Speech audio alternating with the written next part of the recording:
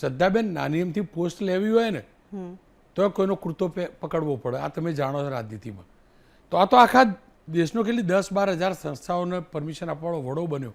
તો કોઈ તો હશે ને તમારા પક્ષનો ત્યાં સુધી લઈ જવા. જે લોકોના જેટલા લોકોના કુર્તા પકડ્યા હશે ને રોનકભાઈ, આપના માધ્યમથી કહું છું, પ્રધાનમંત્રી એ બધા કુર્તાવાળાને બી બેસાડી દેશે. હું પ્રધાનમંત્રી નરેન્દ્ર મોદીને જાણું છું.